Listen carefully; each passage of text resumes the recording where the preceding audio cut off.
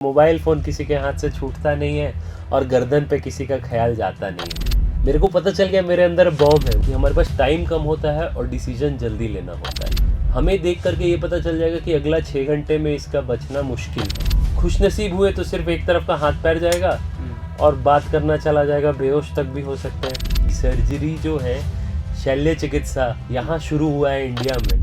नमस्कार, प्रभात खबर के digital platform पर आपका स्वागत है। हेल्थ इज़ वेल्थ के आज के अंक में हम बात करेंगे ब्रेन की संबंधित बीमारियों पर, और सड़क हादसे भी बढ़ रहे हैं, ये भी हम इसमें इंक्लूड करेंगे। और इन तमाम बिंदुओं पर बातचीत करने के लिए आज हमने आमंत्रित किया है अपने स्टूडियो में शहर के युवा डॉक्टर और ऑर्किड अस्पताल से जुड़े हुए न्यूरोसर्जन डॉक्टर जितेश मिढ़ा जी को।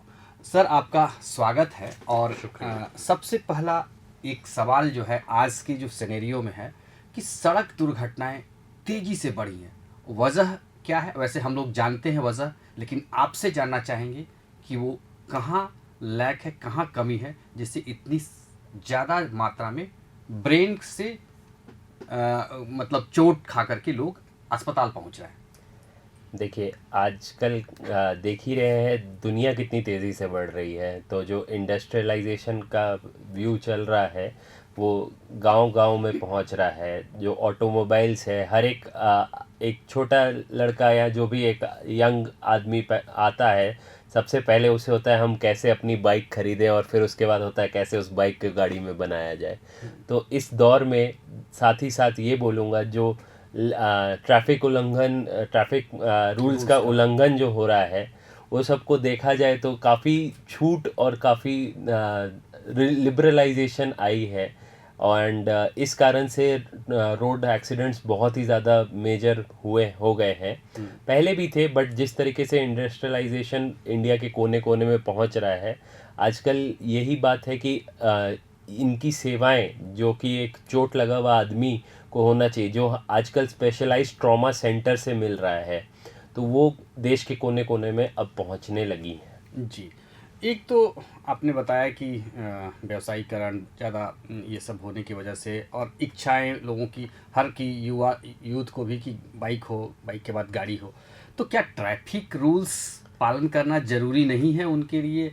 और कितना इसके लिए जिम्मेदार है, मतलब वो उल्लंघन करना, कि वो रोड एक्सीडेंट में लोग अस्पताल पहुंच जाते हैं?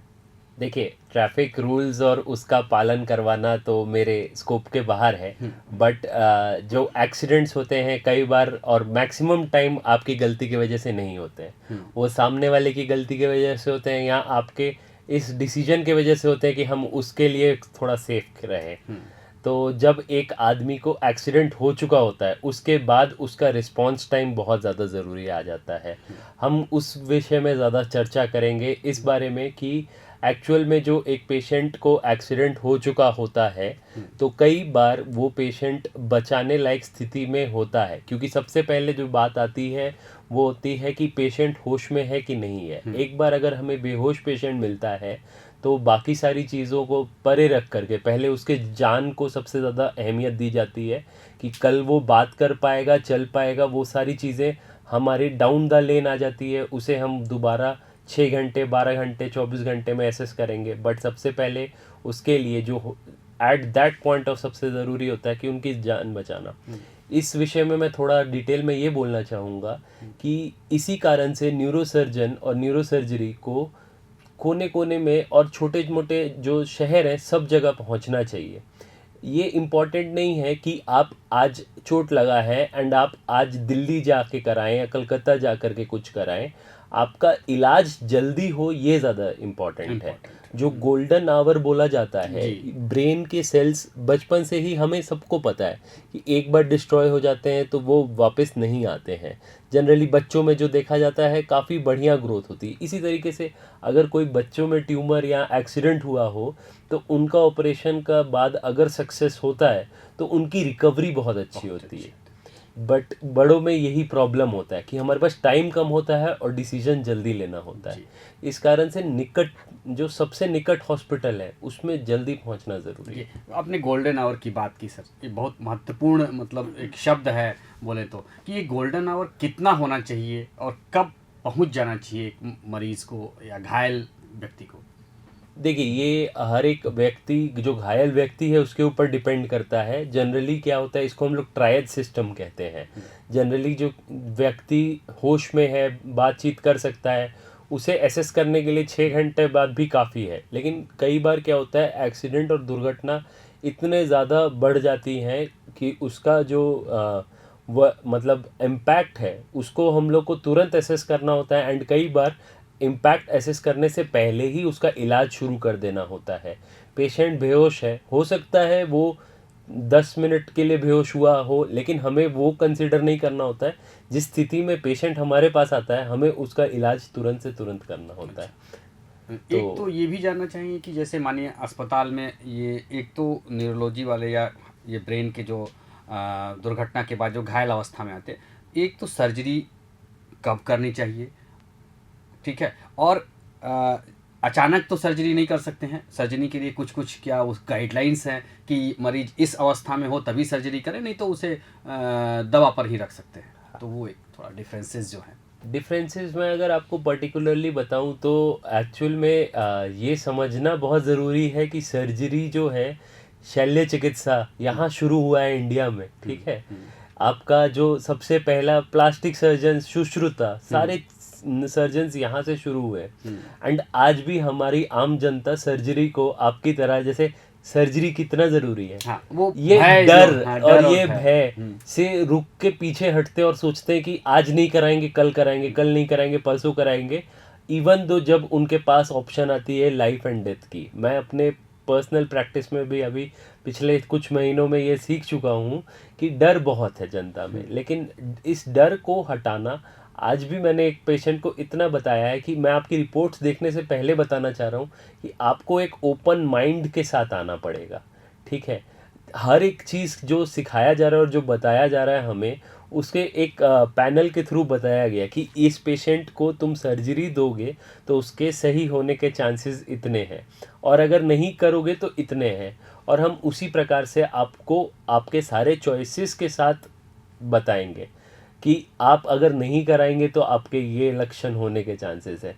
तो आपने स्पेसिफिकली पूछा कि ऐसी क्या चीज़ें हैं। देखिए, अगर पेशेंट आपका बेहोश के तरफ हो चुका है, बेहोश मिला है आपको, तो आप बहुत ही कम ये समझिए कि उनका उन्नति होने का चांस है। हो सकता है कि एक सीटी स्कैन करके ज़्यादा इन्फॉर्मेशन आए। आज के जो आधुनिक दुनिया चिकित्सा है, में, हाँ, तो किसी चीज़ के लिए वेट नहीं करना होता है हमें। पहले पेशेंट के ख़राब होते थे, कुछ और प्रॉब्लम आती थी। अभी अगर पेशेंट बैठा हुआ भी है, हमें देख करके ये पता चल जाएगा कि अगला 6 घंटे में इसका बचना मुश्किल है। तो हम उस सीटी स्कैन के बेसिस पे भी ट्रीटमेंट ले सकते हैं। सर, इसी से जुड़ता हुआ सवाल ये भी है कि स्ट्रोक एक आम बोलचाल की भाषा में हम लोग सुनने को मिलता है कि स्ट्रोक हो गया, स्ट्रोक आ गया है उसको। तो ये स्ट्रोक है क्या, ये कितने प्रकार का होता है, और इसका लक्षण और इलाज कब शुरू करें? जनरली क्या होता है, स्ट्रोक वो बीमारी है जो, अगर इंग्लिश वर्ड पे जाए स्ट्रोक, तो उसका मतलब है मार देना। तो अचानक से कोई घातक चीज़ अंदर, कुछ आपको कोई मारा नहीं है, लेकिन कोई घातक चीज़ आपके अंदर में ऐसा की है कि आप एक अधमरे से लक्षण में पड़े रहते हैं। तो जनरली अगर छोटा स्ट्रोक बोले, जो कभी आप शायद खुद किसी या किसी पहचान वालों को देखे होंगे कि मुंह डेविएट हो जा रहा है, लार गिर रहा है, ये मिनी स्ट्रोक्स हुए। और कई बार इतना बड़ा स्ट्रोक हो जाता है कि एक तरफ हाथ पैर बंद हो जाता है, काम करना, बात करना बंद हो जाता है, कई बार पेशेंट बेहोश हो जाता है, ठीक है। तो लक्षण तो बहुत ब्रॉड है, कुछ उस पर बताना नहीं है। टाइप्स बहुत इंपॉर्टेंट है। इसमें 2 तरीके के मेजर स्ट्रोक्स को हम लोग कैटेगराइज करते हैं। एक है माथे में जो ब्रेन है उसमें ब्लीडिंग हो जाने के कारण। क्या है कि जो सबसे कॉमन अभी प्रेशर बढ़ जाता है। कई बार आपने प्रेशर की दवाइयाँ मिस कर दी, तो किसी दिन अचानक से प्रेशर बढ़ गया, पेशेंट आता है एकदम कि यार मेरी मम्मी तो अभी दवाई खाती थी, 2 दिन उनका 1 दिन मिस हो जाता था, अभी 2 सुबह से उठी बात नहीं कर रही हैं, ठीक है। तो ऐसे करके पेशेंट आते हैं। ये होते हैं हेमरेजिक स्ट्रोक्स मोस्टली, जो हाइपरटेंसिव पेशेंट में होते हैं। और जो बाकी ज़्यादा कॉमन है 80% में, वो होते हैं रक्त का प्रवाहन ना मिलने के कारण, वहाँ ब्लड ना पहुँचने के कारण वो इश्केमिक स्ट्रोक होते हैं। आज के आधुनिक ज़माने में हर एक स्ट्रोक का ट्रीटमेंट किया जाता है। इसमें गोल्डन आवर और ज़्यादा ज़रूरी है। इसमें विदिन 6 आवर्स में काफ़ी नए और अच्छे विकल्प आ गए हैं जो कि न्यूरो इंटरवेंशन रेडियोलॉजिस्ट करते हैं, मैकेनिकल थ्रोम्बेक्टोमी एंड न्यूरोसर्जन जो करते हैं वो ऑपरेशन पूरा डिकम्प्रेस करके बोन को निकाल करके उस ब्लड को हटाना होता है। तो ये टाइप्स है, मतलब ये है कि गोल्डन आवर्स जो है उसका पालन करना इसमें और भी ज़्यादा ज़रूरी हो जाता है। बहुत ज़रूरी हो जाता है। तो आपने कहा कि ये बीपी, एक शब्द आपने कहा कि बीपी की दवा, तो ये बीपी से क्या इसका कोरिलेशंस है, मतलब स्ट्रोक का? देखिए, बात वही है कि आप अगर ये बीपी का कॉन्सेप्ट समझना बहुत ज़रूरी है आम आदमी के लिए। कहते हैं कि आज मेरा दिखा लिया मैंने, डॉक्टर ने मेरे को बीपी की गोली दे दी, 4 दिन 6 दिन खा ली, 4 महीना 6 महीना खा लिया, अब तो मेरा 120/80 जो सबको पता है कि ये नॉर्मल वाला है, तो वो कहते हैं कि अब तो मेरा ठीक आ रहा है, अब मैं क्यों खाऊं? नहीं, आपका ठीक आ रहा है क्योंकि वो दवाई उसको मार मार के रोज ठीक कर रहा है। वो दवाई आपको आज से लेकर के पूरे ज़िंदगी भर के लिए ज़रूरत है, अनटिल अनलेस किसी डॉक्टर ने कोई और रीज़न की वजह से उसको बंद किया। वो आप अगर टाइम में भी इरेगुलरिटी लाएंगे, वो आपका बॉडी वेट कर रहा है कि अरे अभी दवाई आएगा तो मैं बीपी ना बढ़ाऊं, वो मिल जाएगा मेरे को दवाई, सारी संचलन ठीक चलेंगे। अब होता क्या है कि वो दवाई मिस हो जाता है, या जानबूझ करके या गलती से या आदत से, जनरली मैं बोलूँगा आदत से, क्योंकि मिस एक दिन नहीं होता है, काफ़ी बार होता है, तो वो बीपी फ्लक्चुएट करता है। एक बार बीपी जो है 200-220 अगर बढ़ जाता है तो वो तुरंत स्ट्रोक लाने की क्षमता रखता है। वो इतना बीपी बढ़ना मतलब ब्लड का प्रवाहन एकदम तेज़ी से बढ़ना, अंदर माथे के अंदर ब्लीडिंग हो जाएगी। अगर आप खुशनसीब हुए तो सिर्फ एक तरफ का हाथ पैर जाएगा और बात करना चला जाएगा, बेहोश तक भी हो सकते हैं। ये खुशनसीबी है कि सिर्फ अगर एक हाथ पैर जा रहा है, उसको वापस आने में 6 महीना 8 महीना लग जाता है, लेकिन इसमें जान तक चले जाने की 100% रहती है। जी, आपने अच्छा बताया, ये अवेयरनेस के लिए बहुत ज़रूरी है कि बीपी की दवाएं नहीं छोड़ें। दूसरा एक चीज़ जानना ये भी चाहेंगे सर कि ब्रेन ट्यूमर अक्सर सुनने को मिलता है कि उस व्यक्ति का अच्छा ब्रेन ट्यूमर हो गया है, उसको उसकी सर्जरी करनी पड़ती है, ये होता क्यों है सर? देखिए, ब्रेन ट्यूमर क्यों होता है इसके बहुत अलग कारण है। अभी तक कोई ऐसे डेफिनेट नहीं बोला गया, यहाँ तक कि पूरे बॉडी के कोई भी पार्ट का ट्यूमर जेनेटिक्स से बहुत ज़्यादा लिंक्ड है, साथ ही साथ इन्वायरमेंटल फैक्टर्स से। तो जेनेटिक तो हम मॉडिफाई नहीं कर सकते, वो हमारे माँ बाप ने हमारे लिए बना दिया है, हमारा जीन्स। इसके अलावा जो इन्वायरमेंटल फैक्टर है, मोस्ट कॉमनली जो ब्रेन ट्यूमर्स के लिए होते हैं, वो एक रेडिएशन फैक्टर होता है। रेडिएशन के अलावा और भी सारे कोई वायरल एपिजेनेटिक्स इनको कहते हैं। तो ये सारी चीज़ें थोड़ी समझ के परे हैं। समझने वाली बात ये है कि क्या चीज़ हो तो हम इसे निगलेक्ट ना करें, जो लक्षण उसमें हमारा महत्वपूर्ण। हाँ जी, एग्जैक्टली जो लक्षण है, क्योंकि हेडेक जो है वो 100% लोगों को होता है। जो है आज जिंदा वो बोलेगा मेरा सर में दर्द है ही कहीं ना कहीं तरीके से। तो किस तरीके का सर दर्द को नहीं छोड़ना चाहिए जी, वो बहुत महत्वपूर्ण है। बहुत जी। तो कई बार क्या होता है कि हेडेक के साथ जो एसोसिएटेड फीचर्स होते हैं उनको ध्यान देना है, जैसे कि धुंधलापन, आँखों का धुंधलापन हो जाना, या सुनने में कोई कमी होना, या कोई अबनॉर्मल बिहेवियर साथ में दिखना, या सबसे इम्पोर्टेंट इसमें से बोलूँगा हेडेक का कैरेक्टर चेंज हो जाना। क्योंकि एक आदमी को अपना हेडेक तो पता है, वो इतने सालों से झेल रहा है, कभी डॉक्टर पास चला गया कभी नहीं चला गया, लेकिन उसे ये ज़रूर समझ आ रहा है कि यार पहले मेरे को जैसा होता था, जो बेरेबल होता था, अभी वो नहीं है, वो ज़्यादा तेज दर्द, हाँ, असहाय, कुछ चेंजेस हैं। तो वो कुछ चेंजेस बहुत इंपॉर्टेंट होते हैं पॉइंट आउट करने के लिए। एक सीटी स्कैन भी, मात्र एक सीटी स्कैन बहुत बड़ा ट्यूमर को भी रूल आउट कर सकता है या रूल इन कर सकता है। जी, तो ट्यूमर्स में क्या के लिए सर्जरी ही ज़रूरी है? फिर मैं आपको बोल रहा हूँ सर्जरी, ये भय वाली जो बातें हैं लोगों के अंदर में ज़रूर है, तो क्या ये ट्यूमर के लिए सर्जरी ही ज़रूरी है या फिर दवा से भी हम उसको कंट्रोल कर सकते हैं? देखिए, ट्यूमर एज सच अगर बात करें तो दवाई से कभी भी कंट्रोल नहीं होता। दवाई से कंट्रोल होगा तो उसका सिम्टम कंट्रोल होगा, ठीक है। जैसे कि कई बार क्या होता है, ट्यूमर एसिम्टोमेटिक होता है, जैसे कोई छोटे मोटे ट्यूमर हैं जो कि कोई सिम्टम ही नहीं दे रहे, लेकिन आपको चोट लगी, आपने सीटी स्कैन कराया, सीटी स्कैन में पता चल गया ट्यूमर है। अब इस ट्यूमर का तो कुछ करना है नहीं करना है ये डिसीजन इम्पॉर्टेंट है, मेरे को पता चल गया मेरे अंदर बॉम्ब है, वो एक्चुअल में बॉम्ब है कि फुसी बॉम्ब है, वो ढूंढना इम्पॉर्टेंट है। तो अगर वो सिम्टम नहीं दे रहा है तो वो किस तरीके का ट्यूमर है ये देखना है। कई ट्यूमर्स ऐसे होते हैं जिसको वेट एंड वॉच कर सकते हैं।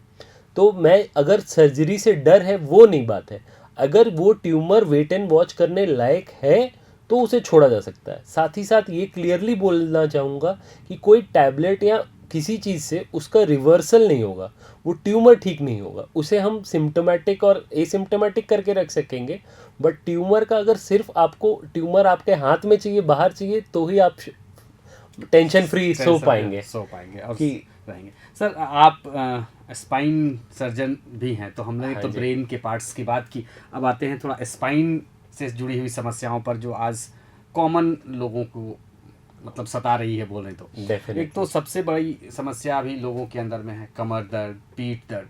ये कमर दर्द, पीठ दर्द की वजह क्या है? क्या ये अचानक से लोगों को हमारे पोस्चर से होता है या फिर ये जेनेटिक समस्याएं हैं? ये आप जैसे हमने आधुनिक बातें और आधुनिक चीज़ें आ गई तो एक्सीडेंट बढ़ने लग गए, उसी तरीके से सबसे बढ़िया इन्वेंशन है आजकल का मोबाइल फ़ोन। ठीक है, तो मोबाइल फ़ोन किसी के हाथ से छूटता नहीं है और गर्दन पे किसी का ख्याल जाता नहीं है।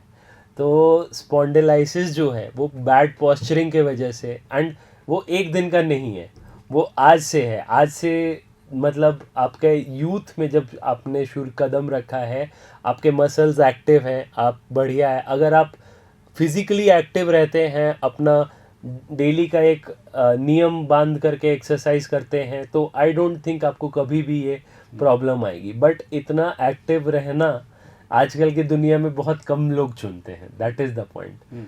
तो अब जो गर्दन का दर्द पहले मैं आपको बताता हूँ। जैसे गर्दन में जो दर्द होता है काफ़ी लोगों को होता है, बट किस दर्द को बिल्कुल भी नहीं छोड़ना चाहिए।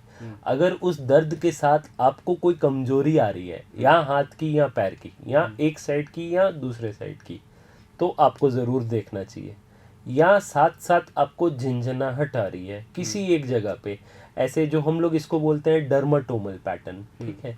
तो या तो अगर गर्दन में ये दर्द हो रहा है, साथ साथ इस तरफ पेन हो रहा है, हाथ में उंगलियां झंझना रही हैं, तो ये सारे साइंस हैं कि आपकी नस कहीं दब रही है। उसका इलाज डिवाइड होता है मेडिकल और नॉन मेडिकल। तो उसमें मेडिकल मैनेजमेंट है, ये एक थोड़ा स्कोप है जिसमें थोड़ा सा एक्सरसाइज करने का प्रावधान है कि आपको हमने दवाई दी है, आपका दर्द कम किया है, और आपको एक कोशिश दी है कि अगर आप अभी भी सुधर जाओ तो शायद ऑपरेशन ना लगे। जी जी। तो ये स्पॉन्डिलाइटिस का मतलब ये जिन चीज़ों की बीमारी आपने बताया, स्पॉन्डिलाइटिस में लक्षण क्या है जिससे पता चले? अक्सर लोग बोलते हैं कि चक्कर आने लगा है, चलते हैं तो थोड़ा सा सर घुमा और फिर उसके बाद से थोड़ा सा बात ठीक हो गया। तो क्या ये स्पॉन्डिलाइटिस का लक्षण है या कोई और लक्षण भी हो सकते हैं? नहीं, जनरली तो सर घूम रहा है और चक्कर आ रहा है तो एक इवैल्यूएशन ज़रूरी है, क्योंकि वही है कि अगर सांस नहीं आ रही है तो उस तरीके से हार्ट को भी प्रॉब्लम मान सकते हैं और 10 चीज़ और को भी, लंग्स का भी प्रॉब्लम हो सकता है। उसी तरीके से जो अगर चक्कर आ रहा है या दर्द है तो उसके साथ और जो 3-4 सिम्टम्स एसोसिएटेड हैं जो हम लोग क्वेश्चंस करते हैं, that makes the pin point diagnosis कि ये जो दर्द है ये मसल के तरफ से आ रहा है, कि ये बोन के तरफ से आ रहा है, या फिर ये नर्व का दर्द है, ये पोस्चरिंग का दर्द है, या यहाँ पे कोई स्पाइनल कॉर्ड का प्रॉब्लम आ रहा है साथ में। तो ये सारी चीज़ें हम ध्यान में रखते हैं। जब स्पाइनल कॉर्ड का मेन प्रॉब्लम जिसको स्पॉन्डिलाइसिस, उसका वर्टिब्रल बॉडी का प्रॉब्लम बोले, तो उसमें ये बहुत कॉमन है कि हाथों में झंझनाहट आना और हाथों का मसल्स काम नहीं करना, मुश्किल होता है चीज़ें पकड़ने में। कई बार देखेंगे आप हाथों की मसल्स और ये सब सूख भी जाते हैं अगर पेशेंट अवॉइड कर रहा है सारा कुछ।